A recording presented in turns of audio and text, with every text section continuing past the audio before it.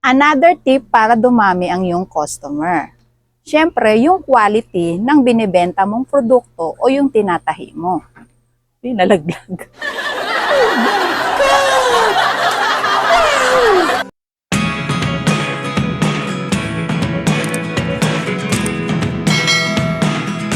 Hello mga beshi! Welcome back to my channel. Ang isi-share ko sa inyo ngayon ay kung ano yung mga napamili kong tela na order ng aking mga customer. Plus, bibigyan ko na rin kayo ng tips kung papaano dumami yung mga customer nyo sa pananahi. Ito yung mga nabili kong tela sa Divisoria. Karamihan dito ay order na ng aking mga customer. Yung mga patahin nilang bedsheet, punda, sofa cover. Ayan. Bababa ko muna.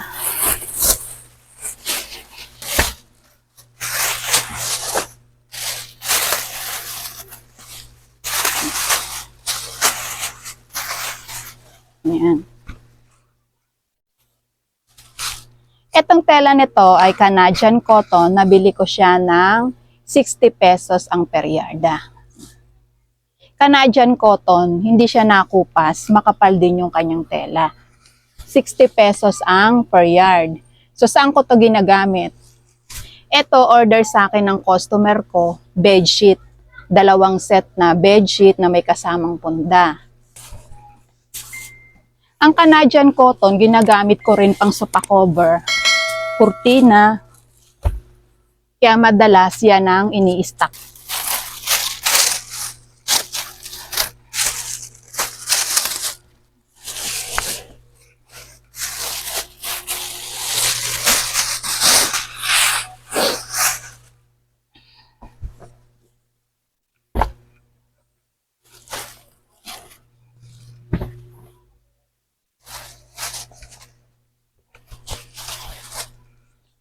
Canadian cotton din ito. Ang ganda ng kulay, no? Green at blue. Premium Canadian cotton. 96 ang kanyang width. Order din to ng client ko para sa kanyang punda. 25 pieces. Then, isang pirasong bedsheet. Sinobrahan ko na para maialok ko rin sa iba kong customer. Yan. Bali, ito pa lang, 40 yards na itong blue-green na design.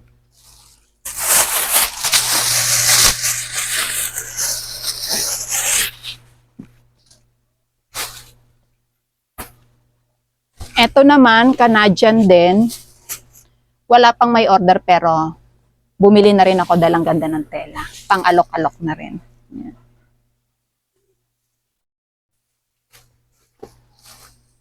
96 width ang lapad niya.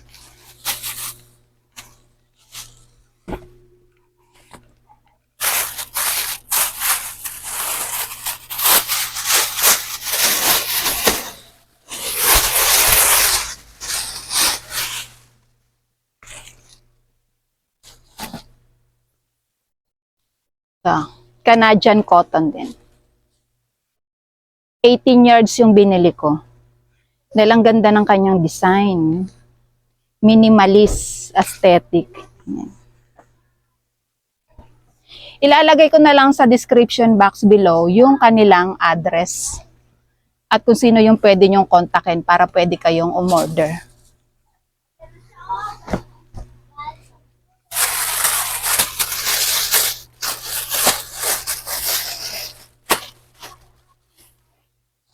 Ito naman ay lace skirting. 110 ang per yard. Bali, order to ng customer ko para sa kanyang kurtina ng lababo. Gusto niya kasi yung manipis lang. Ang kurtina naman para sa kanyang isang piraso. Ito namang Gina plain, mabibili mo 25 pesos ang per yard. Pero kung marami kang bibilihin, 10 yards pataas, makukuha mo siya ng 23 pesos. Kasama rin to rito order ng customer ko. Gagawin niyang kurtina.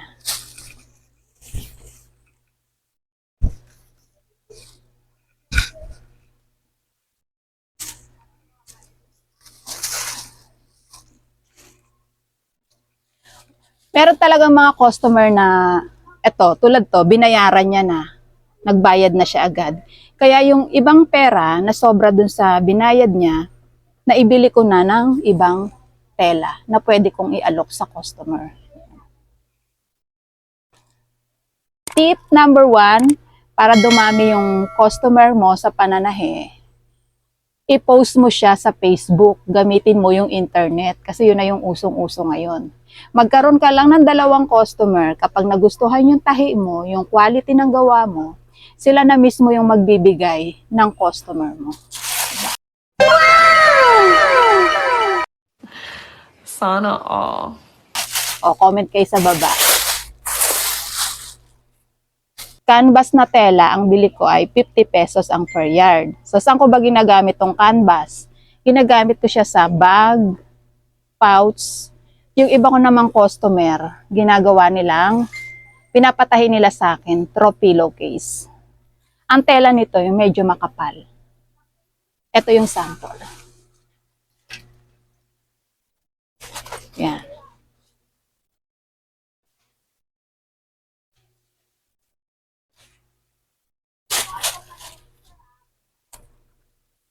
Basta meron akong extrang pera, bumibili na ako nito kahit 2 design, tig to 2 yards, para ma-stock ako dito sa bahay.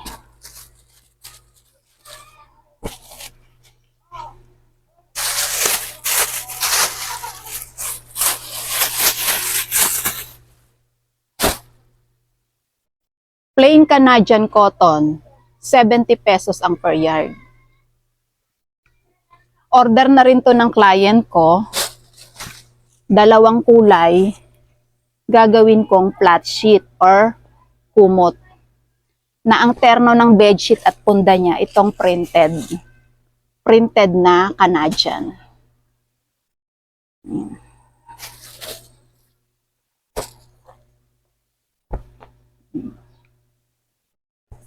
Bedsheet at punda, ito naman ang kanyang plain para sa kumot. 70 pesos per yard, then ito naman ay 60 pesos.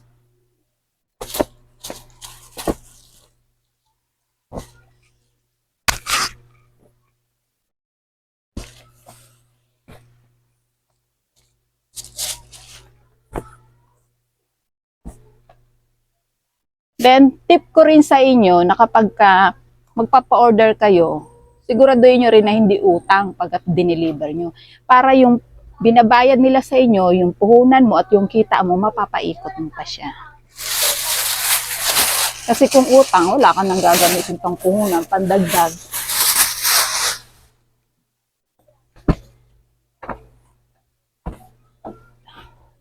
Canadian cotton din. May order na rin sa akin tong mga punda. Bali, eto na lang yung natitira doon, kaya kinuha ko na lahat. 16 yards.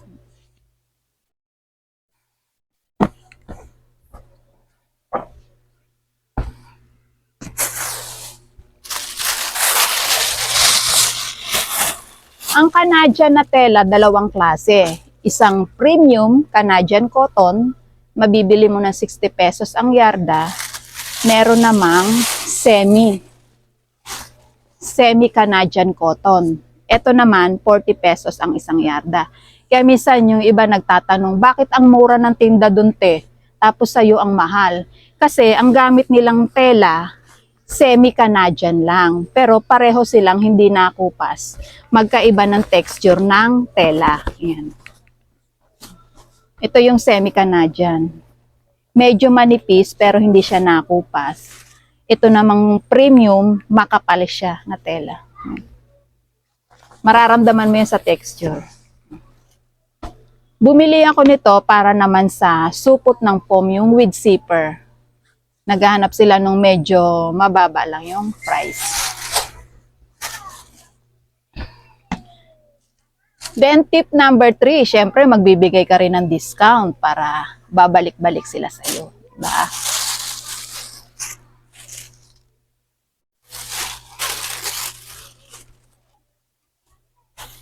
Ito naman, Katrina na tela. Mabibili mo siya ng 35 pesos ang per yard. kapag regular ka ng customer. Pero kung bago ka pa lang namimili sa kanila, 50 pesos ang isang yarda. O, di ba? Ang laki ng difference. Order to ng client ko, 2 set, 3 in 1. 6 feet ang haba ng kanyang kurtina. Pinakat ko na to sa boy na tigsi 6 feet. Para pagdating dito sa bahay, tatahiin ko na lang. Yan, pwede mong ipakat na.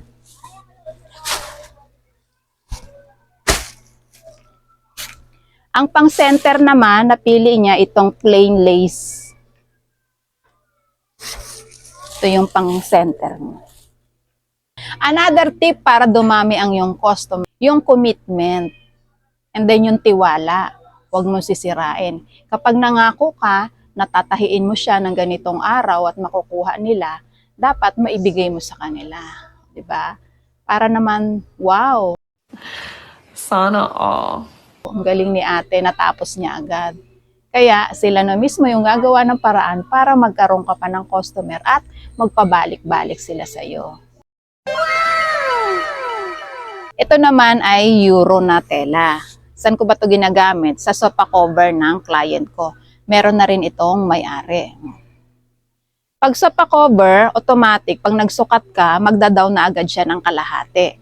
O yung down na yun na yung pangpuhunan mo, pambili ng kanyang tela. Sana all. Ito yung kanyang sofa cover, then ito naman yung kanyang pang throw pillow case. Nabili ko naman to ng 45 pesos ang per yard. Magandang tela niya, makapal.